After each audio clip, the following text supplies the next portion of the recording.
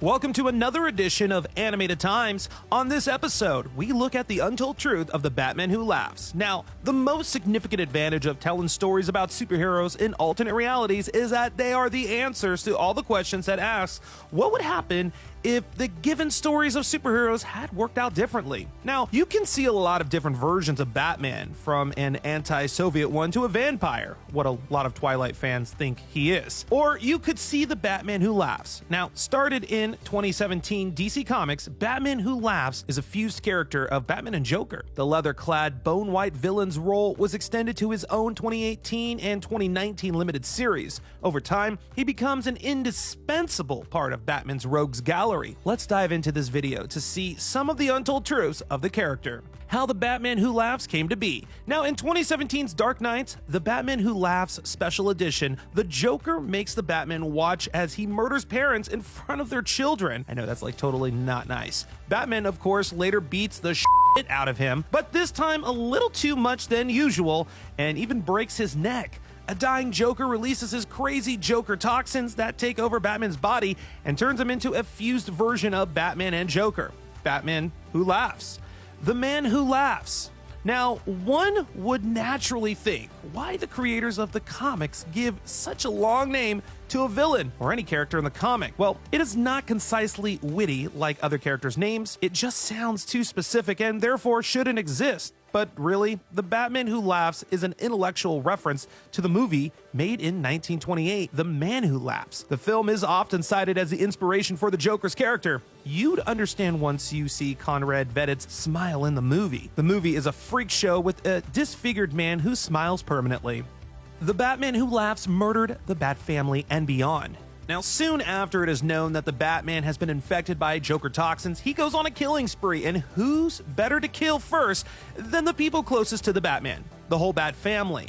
While the entire Bat family is trying to think of ways to cure the Batman of turning into a completely insane Joker, Batman decides to kill all of them in one splash. We don't know if he turned into Batman Who Laughs before this purge or after this purge. He first murdered his family and then killed his entire world. The only person left alive is his son, Damian Wayne, who he later turns into a Rabid Robin. Like father, I guess like son, or like filling into father's shoes or whatever. And now let's look at the Rabid Robins. Because you see, Rabid Robins are the children that accompany the Batman Who Laughs everywhere and does his work of killing people for him. Before we talk about how they tear innocent civilians into multiple pieces, let's recall how these children turned into Rabid Robins. The same way Joker toxins entered Batman's body, making him who he is right now, these toxins also infected the children and turned them into Rabid Robins. Only one of the Rabid Robins was directly infected by Batman Who Laughs, and that was Bruce Wayne's son, Damian Wayne. And now Dark Knights, Metal and Nightmare Batmen.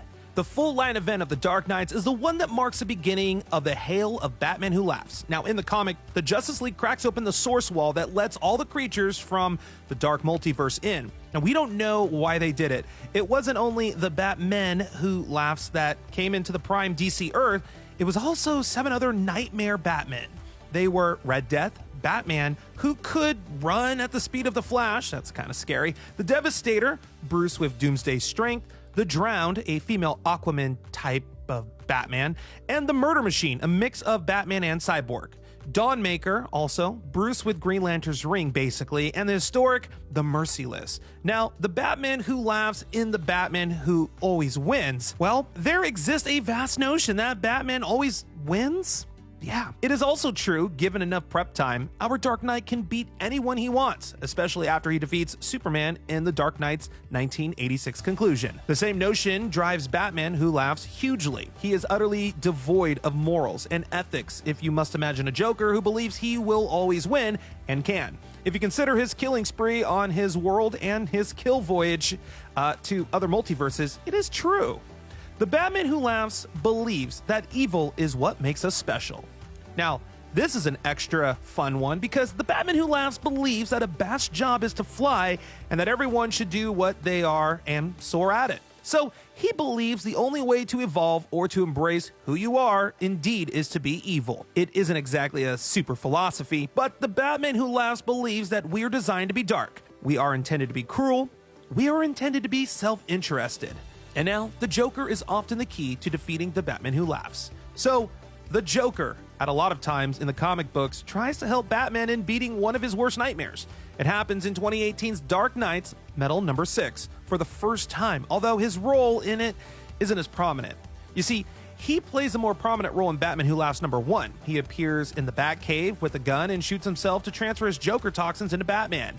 Batman gives in to the toxin infection and gets a better edge with the Batman Who Laughs. The third time Joker helps the Batman is in the next edition, where Batman is struggling to fight with Joker toxins, and the Joker appears with a gun and shoots him in the head. Now, it may not sound as much of help right now, but it does bring Batman to his normal senses. So sweet of him. Now, the Batman Who Laughs loves murdering Bruce Waynes, and yes, that is plural.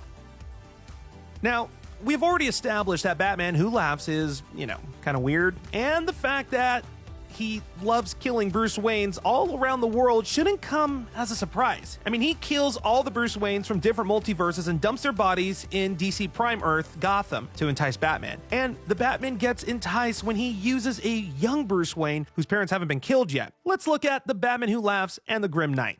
Because in all of Batman, we saw that he would never use a gun or any other firearm, primarily because it was a gun that took his parents' life. Although, in these multiverses stories, other than Batman Who Laughs, we see the Grim Knight, a Batman who loves everything about guns. In the Batman Who Laughs Grim Knight number 1, the Grim Knight tells his story to a tied-up Jim Gordon, where he uses the dropped gun from Joe Cahill's hands to kill him. Now let's take a look at The Infected. You see, Batman Who Laughs machinations are part of the Year of Villains, which has at least 6 of DC's superheroes infected by Batman Who Laughs. The end of his miniseries reveals that James Gordon has been affected. And then later, it is known that Shazam, Hawkman, Supergirl, Blue Beetle, and Donna Troy are also the infected. Alright, well that wraps up this video. Thanks for watching, guys. If you have a comment, make sure to leave it in the comments section below of this video. Don't forget to follow and share, and we'll see you next time.